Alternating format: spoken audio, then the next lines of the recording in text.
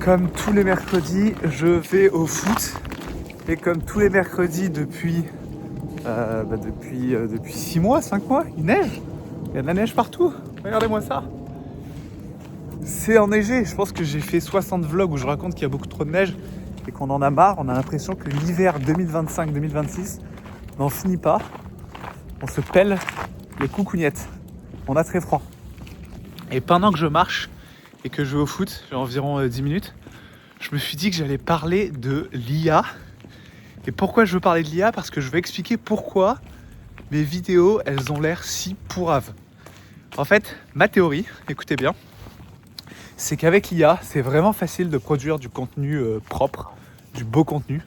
Tout le monde peut faire ça en quelques prompts avec ChatGPT, Claude ou des IA pour générer des vidéos. Donc je pense qu'il va y avoir massivement du contenu en ligne. Et je pense que faire du beau ne sera pas forcément un avantage concurrentiel. Et dans cette concurrence rude, je pense que ceux qui n'utilisent pas l'IA, ou en tout cas ceux qui restent le plus authentiques possible, auront un avantage concurrentiel. Et je pense donc qu'en n'utilisant pas les IA, en fait je les utilise un peu dans mes miniatures quand même, parce que j'aime bien faire des trucs jolis. J'ai pas vraiment de style à moi, je fais un peu tout ce que j'ai par la tête. Je fais parler mon imagination. Mais pour les vidéos, j'aime bien faire des trucs simples et un peu en mode artisanal, avec juste mon téléphone. Là j'ai des AirPods, donc ça fait office de micro. Oula, j'ai failli tomber. Ouh, j'ai failli me planter. Donc juste un téléphone et des AirPods. Je peux filmer, j'appuie juste sur le bouton. Ensuite j'éteins le bouton. Enfin je réappuie sur le bouton pour éteindre la vidéo. Et je publie directement sur YouTube. C'est extrêmement rare que j'aille dans iMovie ou dans quelconque logiciel, genre je sais pas quoi, Clap là, pour faire du montage, faire des coupures. Je laisse même les blancs. Parce que j'ai l'impression que je suis plus proche des gens à qui je parle, que c'est peut-être pas autant agréable de m'écouter, parce que je coupe pas tous les blancs, et parfois ça doit être un peu soporifique, mais c'est moi. Et j'évite de mettre quelconque illusion entre vous et moi. Je vais au plus direct. J'ai même pas de script pour être honnête. Je raconte tout ce qui se passe par la tête tous les jours quand je me filme. Des fois je prends des notes avec des idées que j'ai, je me les mets en face des yeux. Mais c'est assez rare. Là par exemple j'ai juste pris mon téléphone pour parler d'IA. Donc voilà, je pense que les gens qui feront de l'artisanal, les gens qui feront des trucs le plus authentique possible avec le moins d'artifice auront un avantage concurrentiel, et il y aura un plaisir de regarder des gens qui sont humains, qui parlent à des humains et qui font des trucs d'humains. C'est mon avis. Après je suis pas du tout contre l'utilisation des IA. Je trouve ça cool que tout le monde puisse faire parler sa créativité. Je trouve ça cool que tout le monde puisse faire de la musique, tout le monde puisse faire du cinéma. Il y a forcément des challenges qui viennent avec ça. Mais pour faire parler sa créativité, je trouve que l'outil et ces outils sont géniaux. Et je les utilise moi-même pour d'autres trucs dans ma vie. Mais pour ce qui est création de contenu, je pense que c'est mieux de faire de l'authentique. Le plus authentique possible. Quand bien même une IA pourrait très bien faire de l'authentique et pourrait très bien prendre ma tête et me faire marcher dans la rue et faire un truc similaire. Sauf que je pense que les gens qui utilisent les IA, ils veulent faire des trucs très beaux et qui vont pas faire des trucs artisanaux. Mais bon, ça risque d'arriver aussi un jour, hein. Pour le moment, ça n'arrive pas. Donc c'est mon pari. Et qu'est-ce que je voulais dire d'autre ? Ah oui, il y a un autre truc que j'ai remarqué. C'est que j'ai l'impression que maintenant, c'est tellement facile de faire des apps. C'est tellement facile de mettre des idées, de rendre réelles des idées, que je pense qu'il y aura plein d'entreprises de merde qui vont être créées. Il y a plein d'apps de merde qui vont être créées. Je pense que tout existera, tout sera disponible dans le monde, et que le plus dur, ce ne sera pas de créer ni d'avoir l'idée, ce sera vraiment de se faire connaître et d'utiliser les bons leviers marketing pour qu'on fasse confiance aux produits qu'on vend.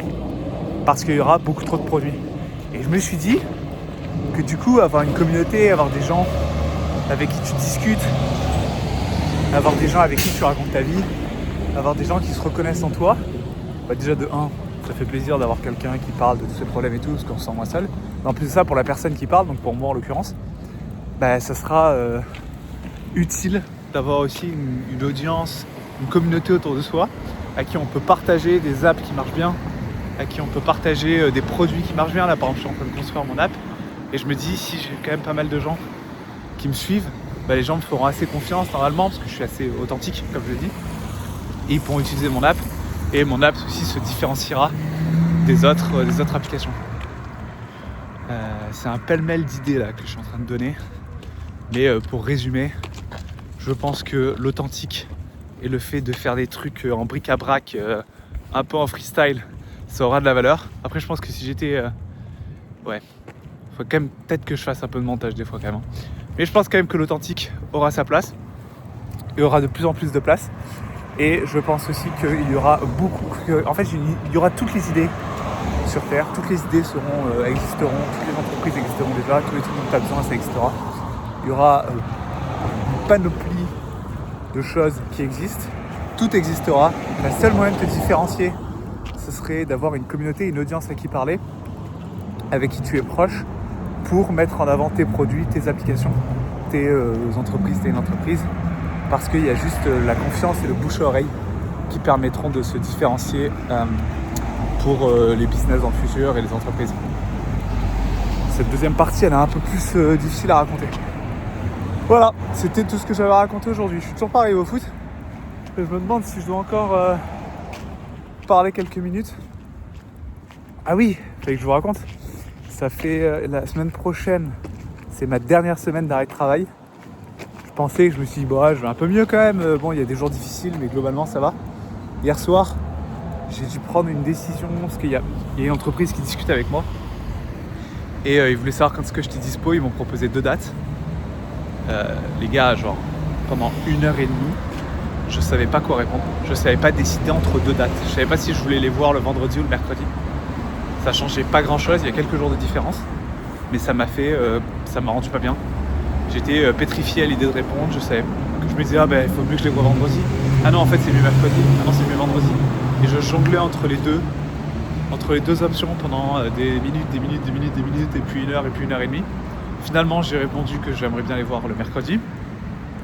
Et après leur avoir répondu, je me suis dit, merde, j'aurais dû dire vendredi. Et ça m'a encore pétrifié, j'étais pas bien, j'avais envie de pleurer. Je me sentais mal. Or, je voulais juste répondre à une entreprise, une date ou une autre.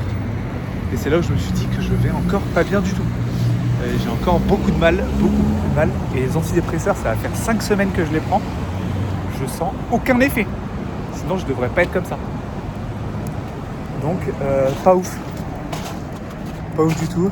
Et je sais pas trop ce qui va se passer la semaine prochaine. Je vois mon médecin le jeudi. Je le vois au téléphone, mais je pense qu'il faudrait le voir en personne si je suis renouvelé. Et je sais pas où j'en suis. J'ai quand même pas envie de retourner au travail, je me sens pas prêt. J'ai peur que si je rentre au travail, je sois mal et je reparte au bout de 2 semaines dans les états dans lesquels j'étais avant. Donc au fond de moi, j'ai pas trop envie de reprendre et j'ai pas envie de repartir dans cette catastrophe. J'ai bien envie de me remettre sur les bons rails, mais je sais pas combien de temps ça va durer. J'ai l'impression que c'est long, ces conneries de burn-out là. Donc voilà, je vous raconterai tout ça. Sur ce, je vous laisse et je vous souhaite une bonne soirée et je vous dis ciao, bye.